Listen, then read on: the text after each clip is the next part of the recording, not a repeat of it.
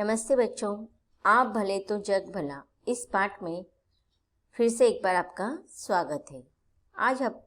आज हम मंजरी इस पाठ्य पुस्तक का पाठ क्रमांक 3 पढ़ने जा रहे हैं, जिसका शीर्षक है आप भले तो जग भला। आप भले तो जग भला इस पाठ का ये सेशन क्रमांक 2 है। अब हम प्रत्यक्ष पाठ की ओर जाते हैं और इस पाठ को समझते हैं। बच्चों, इसके पहले भाग में हमने देखा था कि लेखक ने अपने इस लोकोक्ति को बताने के लिए आप भले तो जग भले, इसका हमने यहाँ पर हमें लेखक ने दृष्टांत दिए, उदाहरण दिए कि एक कांच का महल था, उसमें एक कुत्ता जाता है, लेकिन उस कुत्ते को देखकर, अपने ही प्रतिबिंब को देखकर वह डर जाता है, भयभीत हो जाता है और उनके ऊपर भौंकने लगता है, हमला करने की कोशिश करता है और अंत में वो मूर्छित हो जाता है। और उसी कांच के महल में जब दूसरा कुत्ता आता है तो वह उनको देखकर खुश हो जाता है, अपने ही प्रतिबिंब को देखकर खुश हो जाता है, खुशी से झूम उठता है, पूंछ हिलाता है और प्रसन्नता से फिर खेलकर उछल कूद कर वहाँ से फिर वो चला जाता है। अब आगे लेखक बताते कि जब मैं अपने एक मित्र को हमेशा परेशान, नाराज और चिड़चिड़ाते देखता हूँ, तब इसी किस्से का स्मरण हो जाता है। मैं उसकी मिसाल भौंकने वाले कुत्ते से नहीं देना चाहता, यह तो बड़ी अशिष्टता होगी, पर इस कहानी से वे चाहे तो कुछ सबक जरूर सीख सकते हैं। अब देखिए, यहाँ पर लेखक ने हमें बताया कि जिस प्रकार से कुत्तों का व्यवहार, दो अलग अलग कुत्तों का स्वभाव व्यवहार अलग अलग होता है, उसी प्रकार से मनुष्य का स्वभाव और व्यवहार भी अलग अलग होता है। अब यहाँ पर लेखक कहते हैं कि अगर मैंने अपने हमेशा नाराज रहने वाले, डरे डरे रहने वाले मित्र की, या चिड़चिड़ाते हुए, परेशान नजर आते हुए मित्र को अगर मैं इस कुत्ते की, पहले वाले कुत्ते की अगर तुलना करता हूँ तो यह बड़ी अशिष्टता की बात है। लेकिन उस व्यक्ति को देखो, मनुष्य का स्वभाव होता है, हम कभी कभी बिना वजह से टेंशन लेना, परेशान हो जाना, छोटी छोटी बातों से घबरा जाना, और ऐसे घबराहट में वो वास्तविकता को नहीं देखता है, तो मनुष्य का है स्वभाव होता है। तो यहाँ पर लेखक हमें कहता है कि ऐसे मनुष्य के स्वभाव जिनका होता है, उनको इस कहानी से जरूर कुछ ना कुछ सबक सीखना चाहिए। दुनिया कांच के महल जैसे है, अपने स्वभाव की छाया ही उस पर पड़ती है। आप भले तो जग भला, आप बुरे तो जग बुरा। अगर आप प्रसन्न चित्त रहते हैं, दूसरे के दोषों को न देखकर उनके गुणों की ओर ही ध्यान देते हैं, तो दुनिया भी आपसे नम्रता और प्रेम का बर्ताव करेगी। अब देखिए, जैसे हम बुरा व्यवहार करेंगे ना, तो लोग भी हमारे साथ बुरा व्यवहार करते हैं, लेकिन हम किसी से अच्छा व्यवहार करते हैं तो सामने वाले लोग भी हमसे अच्छा ही व्यवहार करते हैं। अगर हम हमेशा दूसरों के दोष देखेंगे, उनकी अच्छे गुणों की तरफ ध्यान नहीं देंगे, उनके साथ हम नम्रता से व्यवहार नहीं करेंगे, प्रेम से व्यवहार नहीं करेंगे, तो लोग हमसे भी वैसा ही उम्मीद कैसे करेंगे ना। हम लोगों से ऐसे उम्मीद नहीं कर सकते हैं। अगर आप हमेशा लोगों के ऐबों की ओर देखते हैं, उन्हें अपना शत्रु समझते हैं और उनकी ओर भौंका करते हैं, तो फिर वो क्यों ना आपकी ओर गुस्से से दौड़ेंगे। देखो, यहाँ पर लेखक ने जीवन की वास्तविकता को दर्शाने की कोशिश की है कि हम हमेशा दूसरों के ऐबों को, दूसरों के गलतियों को ढूंढते रहते हैं। उनकी छोटी से छोटी गलती को हम बहुत बड़ा समझते हैं और फिर किसी न किसी कारणवश हम उनको हमेशा हमारा शत्रु समझते हैं। अगर हम उनकी ओर दुर्गुणों की बात कर देंगे तो वह हमसे कैसे अच्छे की उम्मीद कर सकते हैं। अगर उस कुत्ते की समान अगर हम उनकी तरफ भौंकते रहेंगे तो वह हमारी तरफ भी वैसा ही व्यवहार करेंगे। भौंका करते हैं, उनकी ओर भौंका करते हैं, तो फिर वो क्यों हम न उनकी आपकी ओर गुस्से से दौड़ेंगे। अंग्रेजी में एक कहावत है कि अगर आप हंसेंगे तो दुनिया भी आपका साथ देगी, पर अगर आपको गुस्सा होना और रोना ही है तो दुनिया से दूर किसी जंगल में चले जाना ही हितकर होगा। अब देखिए, लेखक कहता है कि यहाँ पर अंग्रेजी एक कहावत का वर्णन लेखक करते हैं कि दुनिया भी है ना हमेशा उनका ही साथ देते हैं जो हंसते रहते हैं, जो हमेशा खुश रहने की कोशिश करते हैं। लोगों को है ना दूसरों के दुख दर्द से कुछ लेना देना नहीं होता है। इसके लिए हमें अपने दुखों का बखान किसके सामने नहीं करना है, हमेशा रोना नहीं रोना है हमारा। अगर हम दुखों में भी हमारे दुखों को छुपाकर सामने वाले व्यक्ति से हंसकर बात करते हैं, उनके साथ हम प्रसन्न रहते हैं, तो लोग हमसे मिलना पसंद करते हैं, हमसे हंसकर बात करना पसंद करते हैं। लेकिन हम हमेशा अपने दुख का रोना दूसरों के सामने रोते बैठेंगे तो सामने वाला हमें दूर से देखकर ही भाग जाएगा। यहाँ पर कहने का तात्पर्य यह है कि लोगों को सुख से मतलब होता है। सुख के सब साथी होते हैं लेकिन दुख का कोई साथी नहीं होता है। इसके लिए हमें किसी के साथ भी हमारे दुखों का रोना नहीं रोना है। इसीलिए यहाँ पर लेखक कहते हैं कि अंग्रेजी की कहावत बहुत ही सच्चाई है उसमें कि अगर आप हंसेंगे तो दुनिया आपके साथ होगी, लेकिन आप गुस्सा होंगे, आपके दुख का रोना। देखो कभी कभी हम भी कहते हैं क्या व्यक्ति है हमेशा उसके चेहरे पर 12 बजे होते हैं या हमेशा दुख रोता रहता है, कभी वो खुश नहीं होता है। तो ऐसे लोगों से हम 4 हाथ दूर ही रहते हैं।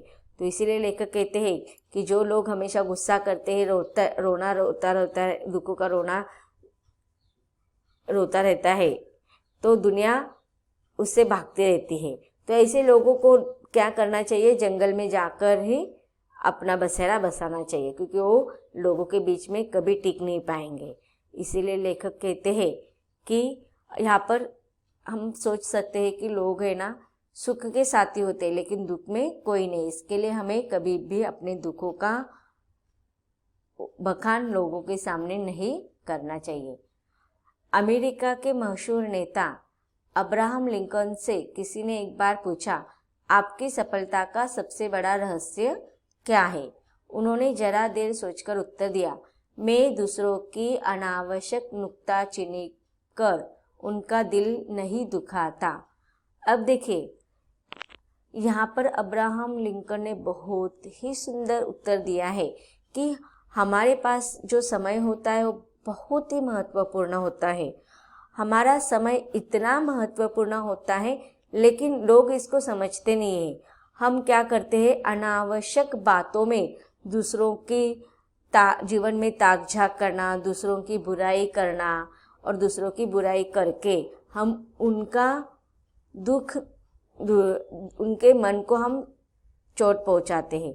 तो सारा समय हम इसके अंदर ही बिता देते हैं। तो यहाँ पर अब्राहम लिंकन कहते हैं कि मैं दूसरों की अनावश्यक नुक्ताचीनी कर उनका दिल नहीं दुखाता। तो मेरी सफलता का रहस्य क्या है कि मैं हमेशा क्या करता हूँ, दूसरों की अच्छी गुणों को देखता हूँ और उन अच्छे गुणों को मैं अपने अंदर लाने की कोशिश करता हूँ, जिससे कि क्या हो जाता है, मैं उन गुणों को और बढ़ा सकता हूँ मेरे अंदर और उससे फायदा मेरा होता है, मैं सफल होता हूँ। आगे लेखक कहते हैं कि मेरे मित्र की यही खास गलती है कि वे दूसरों का दृष्टिकोण समझने की कोशिश नहीं करते। दूसरों के विचारों की, दूसरों के कामों की, भावनाओं की आलोचना करना ही अपना परम धर्म समझते हैं। अब देखिए बहुत सारे लोगों का व्यवहार होता है, स्वभाव होता है कि दूसरों के अंदर खामियां निकालो, दूसरों के अंदर गलतियां निकालो, दूसरों के दृष्टिकोण को समझना ही नहीं चाहते हैं। हमेशा दूसरों की भावनाओं को दर्द पहुंचाते, चोट पहुंचाते, दूसरों की आलोचना करते रहते हैं, दूसरों की बुराई करते रहते हैं। उनमें पता नहीं उनमें क्या सुख मिलता है लोगों को। हमें दूसरों की बुराई सोचने के बजाय दूसरों के, देखो कभी कभी कोई व्यक्ति अगर सामने से अपने दुख को, अपने विचारों को व्यक्त कर रहा है तो थोड़े समय के लिए हमें उनकी भावनाओं की कद्र करनी चाहिए। कभी कभी लोग हमें उचित बात बताते हैं लेकिन हम उनका अनुचित मतलब निकालते हैं और फिर उनकी हम आलोचना करते रहते हैं। उनकी भावनाओं की कद्र करने के बजाय हम उनका दोष निकालते रहते हैं और उनकी उन भावनाओं को हम हंसी मजाक में आलोचना का रूप दे देते हैं। उनका शायद यह ख्याल है कि ईश्वर ने उन्हें लोगों को सुधारने के लिए ही भेजा है, पर वे यह भूल जाते हैं कि शहद की एक बूंद ज़्यादा मक्खियों को आकर्षित करती है बजाय एक सेर जहर के। अब देखिए यहाँ पर लेखक कहते हैं कि बहुत सारे लोगों का स्वभाव होता है, आचरण होता है, व्यवहार होता है कि उनको लगता है कि जब कभी कोई व्यक्ति आता है ना तो वह उनको उपदेश करना शुरू कर देते हैं। उनकी गलतियाँ किस प्रकार से बहुत बड़ी समस्या है यह समझाने की कोशिश करते हैं कि उनको सुधारने के लिए उनका जन्म हुआ है, ऐसे उन व्यक्तियों को लगता है। तो इससे क्या हो जाता है, वो लोग जो सामने से आते हैं ना उनसे भाग जाते हैं। उनको पता है कि यह लोग क्या करता है, सामने वाला व्यक्ति हमेशा हमारी बुराई ही दिखाई देता है, हमारे अंदर के गुण नहीं दिखाई देता है, बल्कि वास्तविकता कुछ और ही होती है। अब बहुत सारे लोग ये भूल जाते हैं कि शहद की एक बूंद ज़्यादा मक्खियों को आकर्षित करते हैं बजाय एक सेर जहर के। अब देखिए, एक बूंद शहद और पूरा ढेर सारा सेर भरा हुआ जहर, लेकिन लोग किसको पसंद करते हैं, एक बूंद शहद को या ढेर सारे जहर को। वास्तविकता यही है कि भले ही एक बूंद शहद है, वो मीठा होता है, वह स्वादिष्ट होता है, वह हेल्दी होता है, इसके लिए मक्खियाँ ही नहीं लोग भी उस जहर के बजाय उस शहद का ही चुनाव करते हैं। अर्थात हम यह भूल जाते हैं कि लोगों में ना भले ही बहुत ढेर सारे अवगुण होंगे, बहुत सारे जहर युक्त अवगुण होंगे, लेकिन एक छोटा सा शहद रूपी एक गुण भी उसके पूरे उस दुर्गुणों को बहुत नज़रअंदाज कर सकता है। मतलब एक छोटा सा गुण लोगों को प्रभावित करता है, उसके दुर्गुणों को वो भूल जाते हैं। जिस प्रकार से मक्खियाँ उस जहर के पास जाने के बजाय उस एक छोटा सा स्वादिष्ट मीठे बूंद को स्वीकार करते हैं, उसी प्रकार हमारा स्वभाव भी होना चाहिए कि लोगों के बहुत ज़्यादा दुर्गुणों को देखने के बजाय उसके अंदर का एक छोटा सा गुण हमें देखना चाहिए और उसका हमें आचरण देखना कर हमें उस अपने अंदर भी उसको आत्मसात करना चाहिए। तो वह एक छोटा सा गुण असंख्य दुर्गुणों को पीछे छोड़ सकता है। आगे लेखक कहते हैं कि दुनिया में पूर्ण कौन है, हर एक में कुछ ना कुछ तो त्रुटियां रहती है। बहुत वास्तविक बात है कि कोई भी स्वयं पूर्ण नहीं है। हर व्यक्ति में जैसे गुण होते हैं वैसे दुर्गुण भी होते हैं। प्रत्येक व्यक्ति से कुछ ना कुछ गलतियां होती है। फिर एक दूसरे को सुधारने की कोशिश करना अनुचित समझना चाहिए। जैसा ईसा ने कहा था, लोग दूसरों की आंखों का तिनका तो देखते हैं पर अपने आँख के शहतिर को नहीं देखते। मतलब लोगों को स्वभाव होता है कि दूसरों की छोटी से छोटी गलती को देखते हैं लेकिन अपने बहुत सारे अवगुणों को नज़रअंदाज कर देते हैं। दूसरों को सीख देना तो बहुत आसान काम है, अपने ही आदर्शों पर स्वयं अमल करना कठिन है। अब देखिए, जब हम कभी आदर्श की बात करते हैं तो हम उसे आत्मसात नहीं करते हैं, लेकिन दूसरों को उपदेश कर देते हैं। दूसरों को सीख देना बहुत आसानी होती है, लेकिन उस उपदेश पर, उन तत्वों पर हम स्वयं नहीं चल पाते हैं। अगर हम अपने को ही सुधारने का प्रयत्न करें और दूसरों के अवगुणों पर टीका टिप्पणी करना बंद कर दे तो हमारे मित्र जैसा हमारा हाल कभी नहीं होगा। तो यहाँ पर लेखक हमें बताते हैं कि हमें दूसरों को सुधारने के बजाय अपने आप को सुधारने का प्रयत्न करना चाहिए और दूसरों की अवगुणों को टीका टिप्पणी करने के बजाय हमें अपने अवगुणों को ढूंढकर उसको कमी करना चाहिए। नहीं तो हमारी अवस्था उस मित्र की जैसे हो जाएगी जैसे उस कुत्ते की हुई थी। आप तो दूसरों की नुक्ताचीनी नहीं करेंगे ऐसी उम्मीद है, पर दूसरे ही अगर आपकी नुक्ताचीनी करना न छोड़े तो मेरे मित्र अपनी बुराई या आलोचना सुनकर आग बबूला हो जाते हैं, भले ही वह दुनिया की दिन भर बुराई करते हो। देखो, जब हम लोगों की बुराई करते हैं लेकिन कोई हमारी बुराई करते हैं तो हम बहुत क्रोधित हो जाते हैं। आग बबूला होना यहाँ पर मुहावरा है, बहुत अधिक क्रोधित होना। भले ही वह दुनिया की दिन भर बुराई करते हो, पर आपके लिए तो ऐसे मौके पर दादू की पंक्तियाँ ही गुनगुना लेना बड़ा कारगर होगा।